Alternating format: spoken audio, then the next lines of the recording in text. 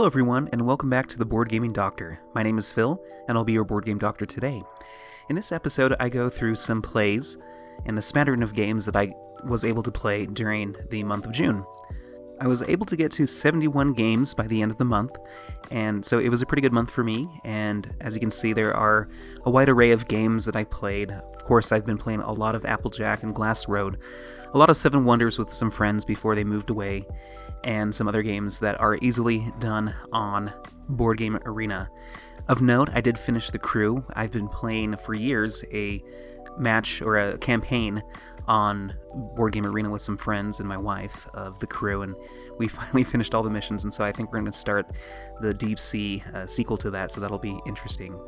Some of these games you may have noticed I've already covered, and some of these games I will probably cover in more detail in a future episode. If there is a game here that I cover in this quick style, kind of high-level overview reviews of some of these games, if you want to hear more about them, let me know in the comments down below, and I will happily oblige if I can.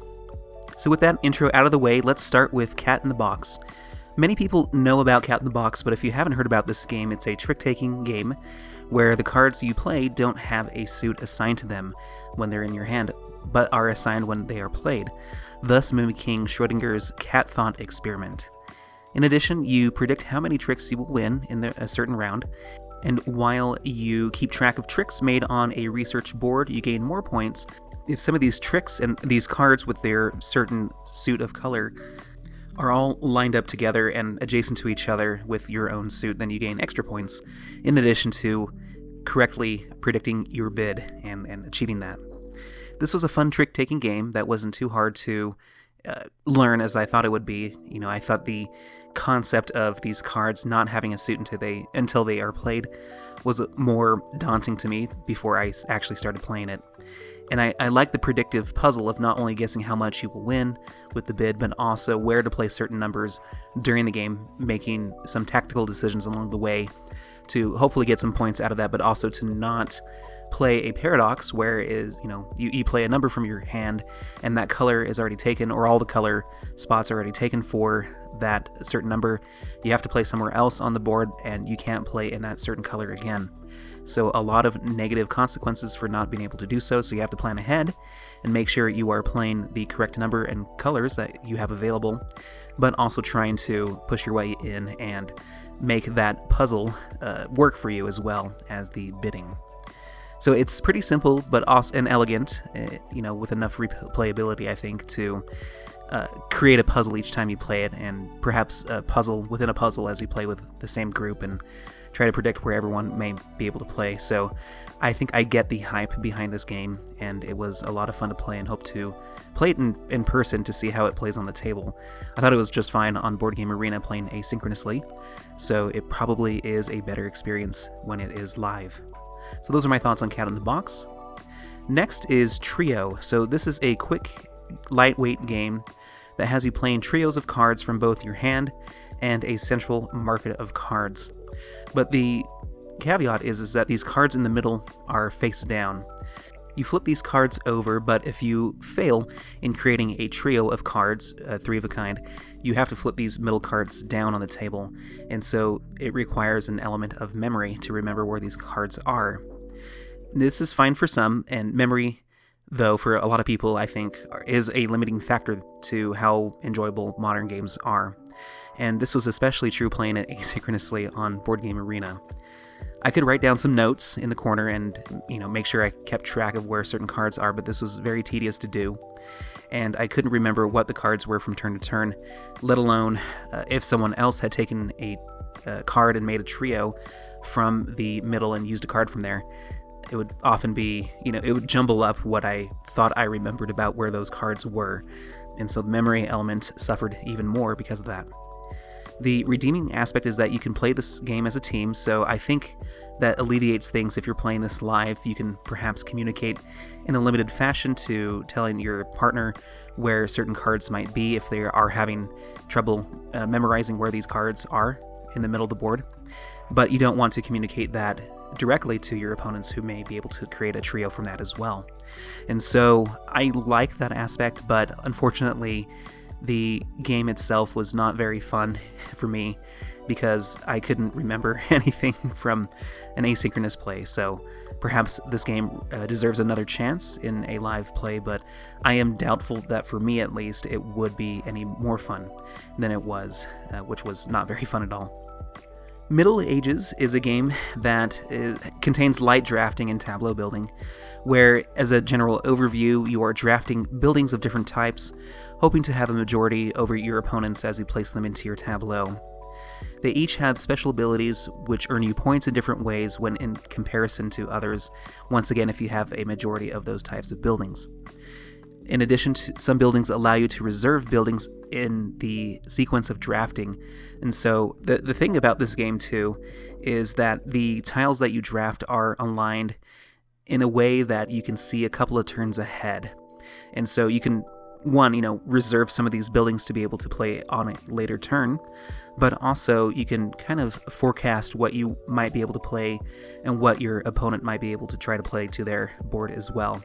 And it's pretty easy to kind of guess what they might want to do based off of the number of buildings they have already played onto their tableau. I like this game. It was reminiscent of other drafting games of a lighter nature, such as Sushi Go, but also contained a little bit of complexity that for me felt akin to It's a Wonderful World. When I think about the complexity of Middle Ages, I do think it falls in between those two games. I think It's a Wonderful World is a little bit more complex of a game than Sushi Go or Middle Ages, but Middle Ages has a little bit more of a tense decision making compared to Sushi Go, with the interesting, unique feature that you can see some of these tiles ahead of time and not have to rely on the memory of passing cards and hands of cards from opponent to opponent around in a circle. So I think this game is really fun. If you do enjoy some of those games, I think it's worth a shot to try Middle Ages out on Board Game Arena. I think it was fun. Next, let's talk about a heavier game in Pax Renaissance, 2nd edition to be specific. But this is a big game in the PAX line of games, similar to PAX Premier, I believe by a different designer, in which you are merchants vying for control over Europe in the Renaissance period. You do so by buying cards from a market that is has specific cards to the western and eastern portions of Europe at the time, containing events and historical figures from that time frame. Taking control of these figures and placing them into your own tableau and activating a variety of different types of actions that they are able to do. Usually you can activate one card or one action per card and as many cards as you can on a certain side of your tableau, whether it's the western or the eastern portion. And I'm not going to get into any more rules because this game is quite complex, but these actions mostly have to do with the interaction of the board placing units onto a map of Europe, both more combatant style units to engage in combat and take control over certain regions and to gain certain cards onto your tableau, like the kings and the queens and the vassals that pertain to each region. You can also play down merchants to set off a trading route to gain coins, and ultimately this game is decided, or the winner is decided by you having to buy a certain victory card that is shuffled into both decks. And if you buy this card or activate this card, then you are eligible to win the game if you meet that certain condition. There are, I think, 4 different conditions that you can meet, and all of them consists of having like a certain number of units on the board, or having a certain number of kings in your tableau, more so than your opponents, etc. And so there's a lot of flexibility to how you pursue and win this game, and for that reason this game plays fairly quick for such a high level and complex game. This is a really intriguing game. I had a lot of fun playing this and learning how to play this. It was daunting for sure, and I am still a little fuzzy on some of these rules. I'm not totally comfortable with it. And it has that factor that there is a high skill level, a high ceiling of play for this game. There are podcasts and YouTube channels solely dedicated to this game and others in the PAX line. And so I know a game that has the capacity to garner a following of dedicated players is something that I'm always intrigued in, very similar to games that I really love and enjoy. It's probably a little bit farther down the line of me wanting to really get into and play, for whatever reason. I think I have a lot of games that I really want to, say, master before this game, but I had a lot of fun playing it. I would play it again if someone else brought it out. I would have to refresh myself, even after having played it just, a few weeks ago. But it was, it was still a lot of fun, and I think there's a lot of potential for this game if you do like highly interactive and highly skillful games. This game might be right for you, and you can check it out on Board Game Arena, of course. Next, I revisited Brass Birmingham.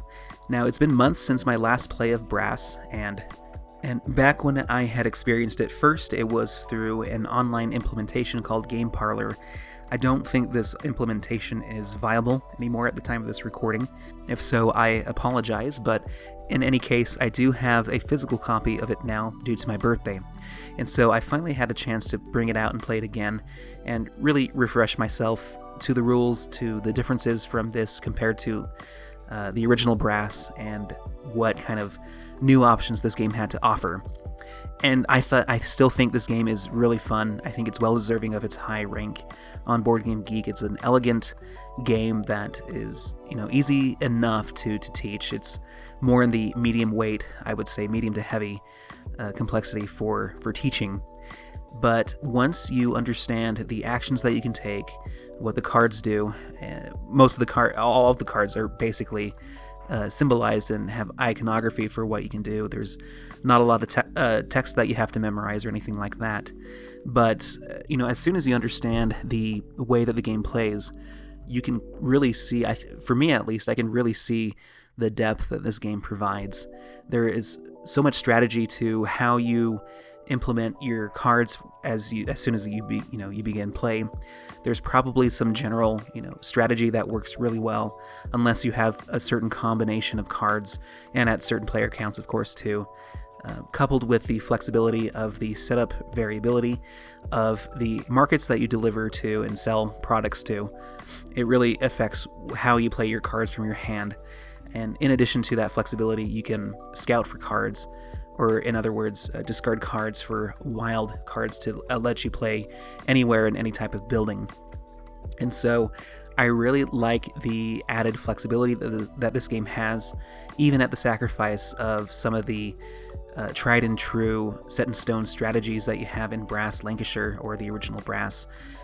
Giving up the opportunity to build really high point bearing cards in the shipyards and things like that, trading that out for having to rely on a new type of building that produces beer, as well as all of the different types of buildings that you can sell to markets, in addition to the core buildings of coal and ironworks and things like that.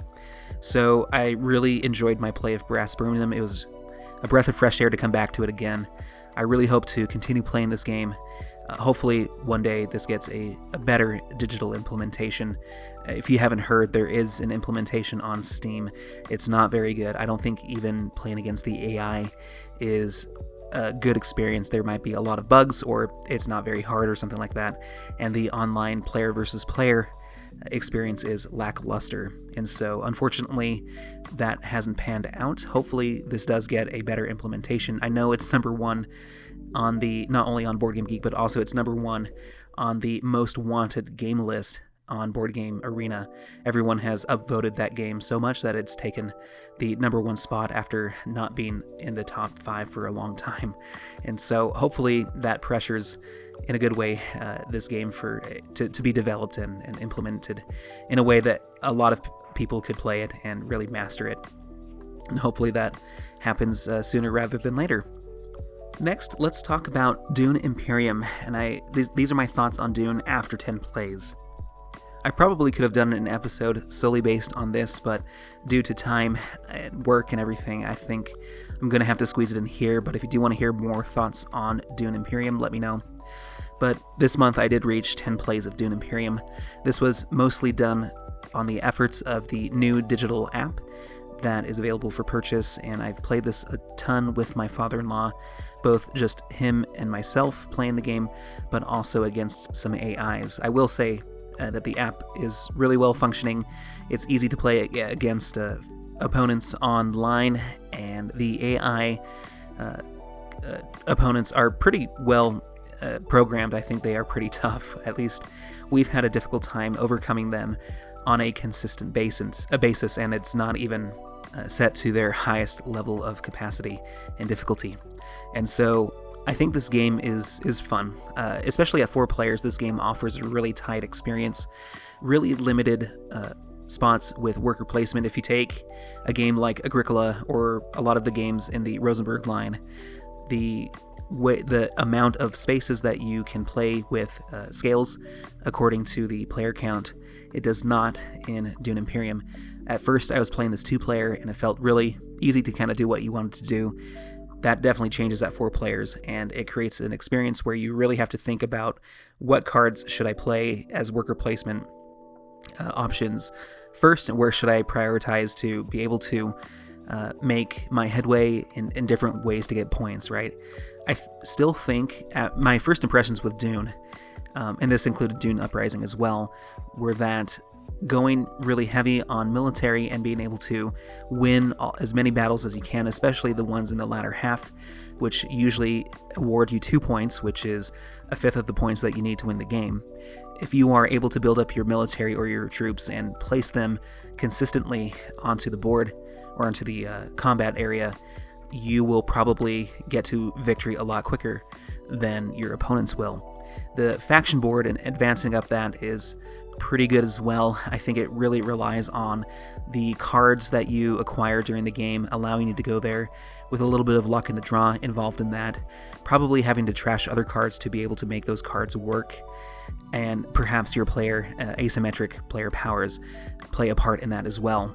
But I still want to think that combat is the number one priority to go for, and the players or the characters that you can play as that emphasize this combat strategy, I feel like tend to do a lot better. But this is based off of a very small sample size. I know people have really dedicated a lot of time to the strategy of this game and may contradict what I have just said. But these are my impressions just after 10 plays, and I think this game definitely warrants and has gained my interest to play this game much more than 10 times. I think there is a lot to unpack. Once again, it's a really tight game, and so I'm really intrigued in the sequence of a lot of these worker placement events. It feels very similar to the tightness of Agricola at a higher player count, which really intrigues me. The deck building is great as well. I like the choices that are offered in either playing a card to use its worker placement ability or to save it to purchase other cards that may serve you better in the game. I've had really good experiences and results with some of those cards in the deck, such as the Opulence card, being able to save up a lot of money to gain points along the way. There were 1 or 2 games that I was able to win, or at least get really close to winning, based off of that strategy. And on that note too, I love how tight this game is when it comes to the race to get to 10 points as well. There have been some outlying games where there is a runaway leader, but for the most part, I think everyone has played in a way that we all, playing at the same skill level, made the game really close to where we were all within 1 or 2 points of 10 points and winning the game pretty much at the last round or second to last round. And so I really like the timing of this game, and it doesn't necessarily create a short game per se, but you can kind of see where the game is going to end, and it really shows and tells an arc of a story that is told thematically as well, with the characters and the planet, the premise that is told by the Dune story. And so I think this game really knocks it out of the park thematically as well as strategically. And so it once again, like how I feel about Brass Birmingham, I feel about Dune Imperium. I think it does deserve its high rank in the upper echelons of board games of all time.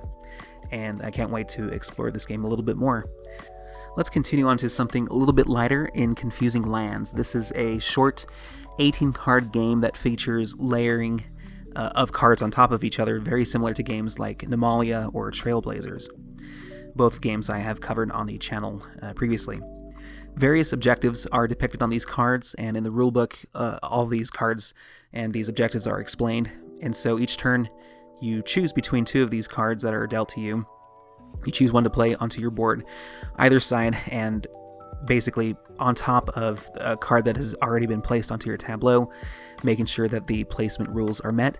But then you also give the card that you did not choose to your opponent, who has to play it onto their board as well, so it creates an opportunity to focus not only on your tableau, but also to consider your opponent's tableau, and to make sure that that you maximize the opportunities that you have to score more points than them.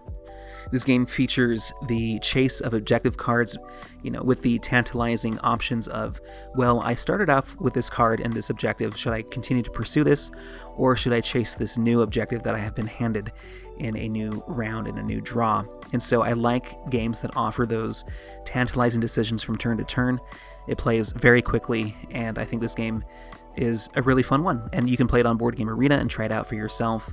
It's not going to be as complex as some of the games that I've covered before, but if you are wanting to play a good puzzly game in a short amount of time as a filler, or just asymmetrically on Board Game Arena, this game might be interesting to you. Next is Roll Through the Ages, the Iron Age. This is an older roll and write game that was originally designed by Matt Leacock in the form of Roll Through the Ages, the Bronze Age, but this is a newer version made, I think, about 10 years ago by Tom Lehman. You roll dice, you gain resources, turn those resources into buildings like ports and provinces, gaining tech benefits along the way, and building monuments for points, like you typically would in any other Civilization game. There is interaction in fighting barbarians, building up troops, and attacking other opponents as well, gaining tribute from them. And I think it has all the makings of a solid roll and write in a quicker format relative to other Civilization-themed games. I know that the physical version is not a looker. If you looked at pictures and images of this game on Board Game Geek, you can see that it really is a very bland-looking, statistical roll and write type of booklet with a wooden board and pegs, similar to an old version of cribbage that you might find in your grandparents' closet. And so this game doesn't look very good, and it's probably why it did not catch the public's eye as, say, Pandemic did. But I think if you like roll and write games with a Civilization type of theme, I recently covered Discordia. I think if you like Discordia, you might like this game. I think if you do like really involved and complex roll and write games, then Hadrian's Wall is probably up your alley. It kind of had the same, similar vibes compared to Hadrian's Wall. Not as complex, though. I think Hadrian's Wall is definitely a more thinky type of a game. But if you want to try this game out, it is available on Board Game Arena. And even though it might not look great, it's well implemented on Board Game Arena. And maybe the strategies and the things that you're doing or abstracted here are something of interest to you, so you can check it out. Next is Sail. This is a cooperative trick-taking game for 2-player. Once again, I played this on Board Game Arena. And in this game, you play tricks to move your ship, the ship that is carrying both players, around the sea and around obstacles, hoping not to run into or awaken the Kraken. If you do so, you lose the game. You can awaken the Kraken by naturally playing tricks. As soon as one player out of the two plays enough tricks, according to the round rules and scenario. For example, if you win 4 tricks, then you flip over a few cards from the deck, you advance the Kraken track, and soon it kind of gets to a point where it awakens and you lose. It kind of felt similar to Clank, where you move along a dragon track, and the closer that you get to the dragon awakening or pulling out more cubes out of the bag, the more dangerous the situation is. And so you're racing to get your ship, and you move your ship by playing tricks and comparing those tricks not only to who wins, but also to the suits of the cards that you play. They allow you to do certain actions, such as move your boat forward in a certain direction, or it may have a negative impact to awakening the Kraken even faster. And I've only played the learning scenario, and so there are probably some cards or modules that are added to this game, things that you can do to set up the board to make it harder as well, very similar to games like The Crew. And so if you like The Crew, which is also a cooperative trick-taking game, I think you would like this game if you do prefer more of a board presence in addition to the trick-taking mechanism.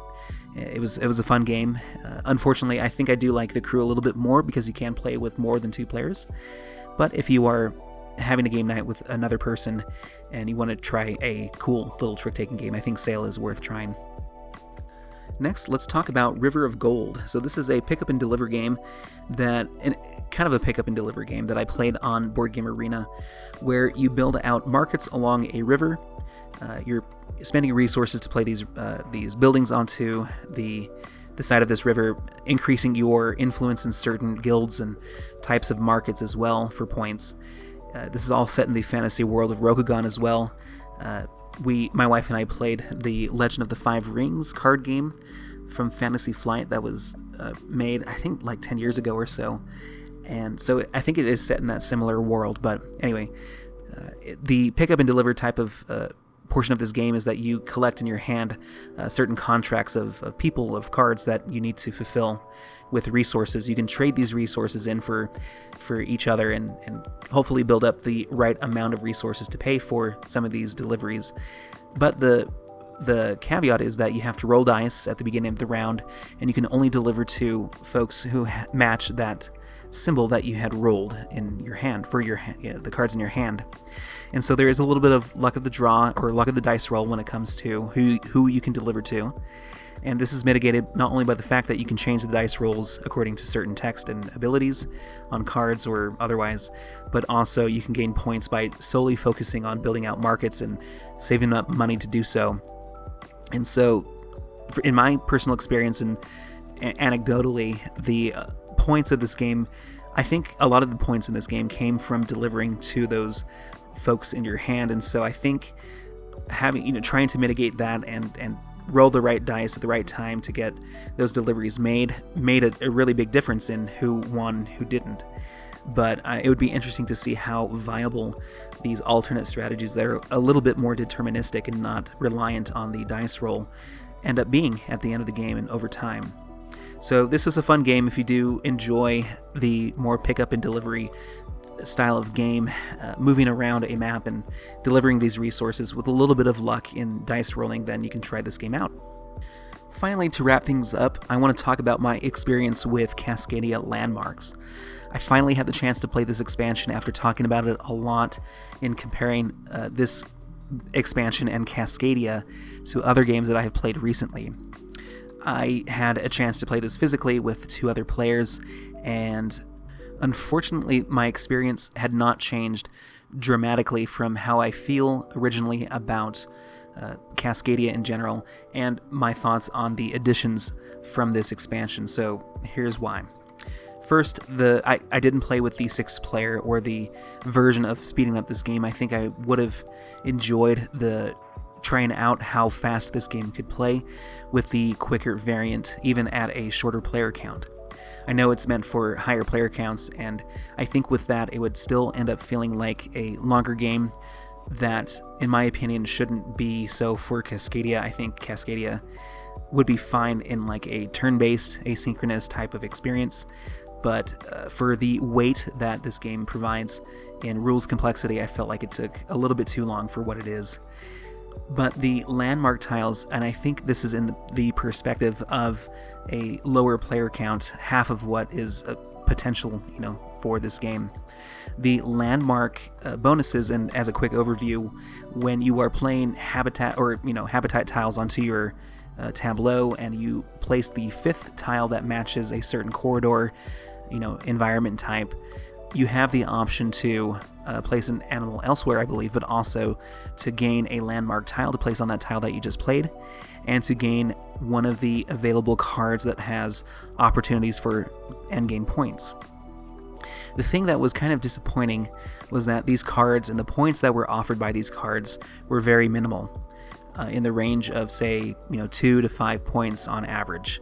And once again, this is at a lower player count, but I wonder, and I do suspect that it might be a little different, because I know you do scale the amount of tiles that you play with in each game to having the same amount of tiles played and the same number of rounds played every time, which I think is 20. And so it might not change at all. But the fact of the matter is that those cards did not offer as much of an incentive for me to try to place them, for the exception of cards that allowed you to combine the largest corridor of environment spaces that you had on your tableau with the second largest to hopefully gain the majority and to gain more points than your opponents in that regard. But other than that, a lot of those cards just didn't offer enough bang for me to want to collect them, to the point where I would rather play a fifth tile down onto a corridor and take that animal that I had just drafted as well and played onto that tile, or save that tile for another animal in the future, rather than taking the optional landmark tile.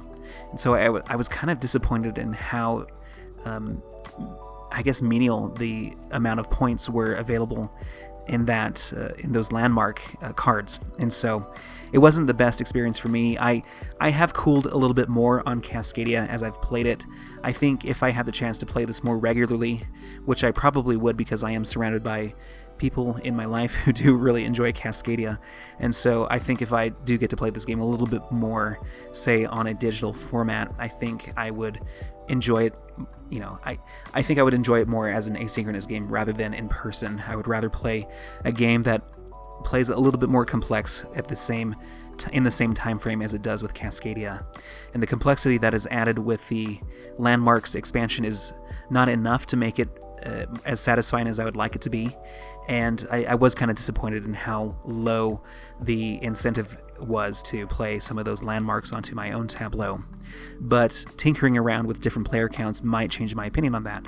And it would be interesting to hear from you and from anyone else what you might think about that expansion if you have played with it. And so those are my thoughts on a lot of these new games that I have played, mostly digitally, some on the table in the month of June. Once again, it felt like a pretty good month to try out new games and have revisiting experiences as well, in the form of bringing out an old game or playing with a new expansion. So hopefully some more opportunities to come. We'll see how it goes this month. And once again, let me know in the comments if you would like me to talk more about some of these games, or if you have thoughts, whether you agree or disagree with my thoughts on some of these opinions that I have. I would love to hear it either way. Thank you for listening or viewing, and hope that you schedule an appointment with us real soon. Take care.